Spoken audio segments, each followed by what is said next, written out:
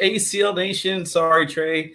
I know you're waiting for a gigantic intro to kind of bring us into the show. It's just not there, all right?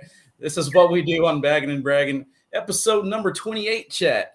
Today we got a special guest. As you can see, Trey Ryder. He's going to be joining us here for the interview segment. Hop onto YouTube, ask your questions, let us know what's on your mind, and the fearless leader here will give you guys the answers if he's allowed to. We'll see what we can get out of him. Also, we got a big week coming ahead of us. We got the World Championships, Rock Hill, South Carolina, and then we got some odds to go along with it. So we'll go over DraftKings odds. No action last week. It was kind of weird having some off time, so no highlights to go through. But regardless, we're going to have some fun here. I usually ask Mish this, but she's not going to be able to join us today. Unfortunate situations going on there, so thoughts and prayers with her. But Trey, how you doing, bud? I'm good. Look at me on Baggin and Braggin. I mean, yeah. So I figured we'd save the best for last. You know, we went through the chain. We had Anthony, Jeff, Bernie. So I figured we might as well do the grand finale right before Worlds. It's the most important week. Why not lead into it with the most important person? So. Oh, now you're just sucking up, Wally. Now I know. Is it working? Got a little something on my nose there, do I? No, yeah, it's good. Yeah, it's World Championships are, literally 3 days away, 2 days away. I mean, it's incredible. It's a different feeling this year. I actually feel good. I feel focused. I'm excited. My role's different this year than it was last year. I feel like I'm not as hands-on. I got great people doing great things, like you and the rest of the team. It feels a little bit.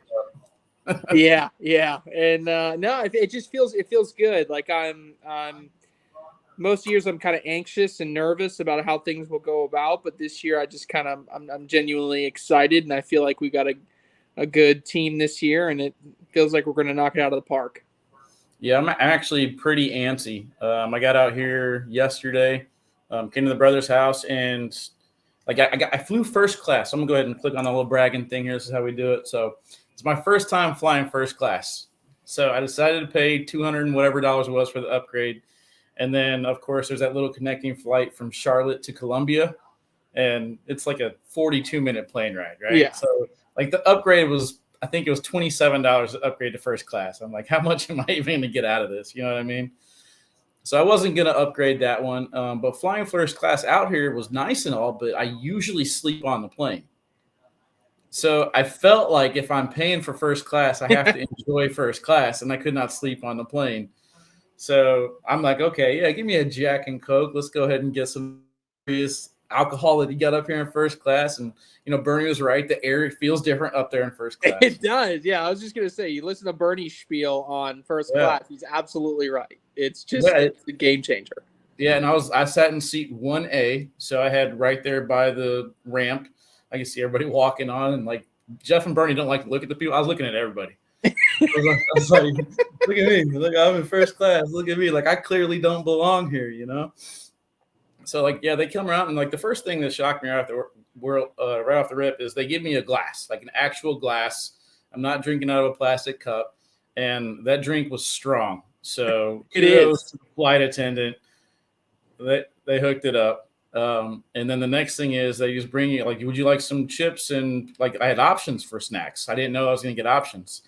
So I just grabbed the first thing. I didn't want to look stupid. I'll take this bag of chips. Thank you.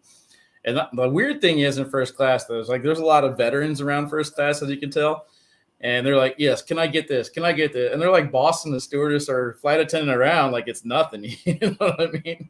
So. Well, the thing that always got me the first time I went first class is you sit down, right? And everybody said, it's okay, yes, I get a drink. I'm going to drink on the plane. So I sat down. I'll never forget. I was like, I'm feeling fancy, right? I can get whatever I want. So I ordered a double, right? Oh. And the thing is, I ordered it and I sat down and I'm casually drinking this thing. It's like a double, right? I'm not going to just throw it back. But what they don't tell you is you have to finish that before the plane takes off because you can't have a drink in your hand. So if they come by again right before you're about to take off, we'll get you another drink afterwards. I still had half a drink of this double that I still had. So I'm like, well, I'm not wasting this. So let's just say that flight went by pretty quickly.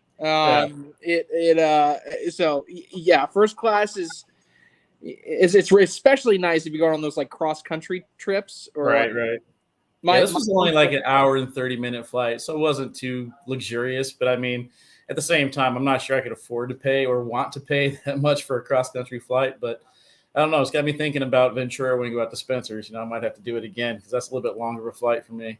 Yeah, But the crazy thing is, like, whenever they're coming around, like the pilots making the announcement, hey, we're about to be landing soon, they're still serving drinks up there. Yeah. So like the lady next to me ordered a wine, and I'm like, oh, the tray table thing. Like, okay, fine. I ordered a Bud Light. I was like, let me go ahead and drink this just in case I need to chug it real quick. And sure enough, like, he started coming around. We need to take all this from you. I'm just like, nah, I'm finishing this real quick. And yeah, it was different, man. It was nice. My uncle did first class. He got to do first class. His company put him first class on an international flight. He had his own door. Mm-hmm. He like sat in a little area. He's at like a cubicle, and he could like recline all the way back to like a laying position. That's the next step. That's when you made it. Well, speaking of making it in international flights, you're going to Paris in September. Yes, so, I will be going to Paris.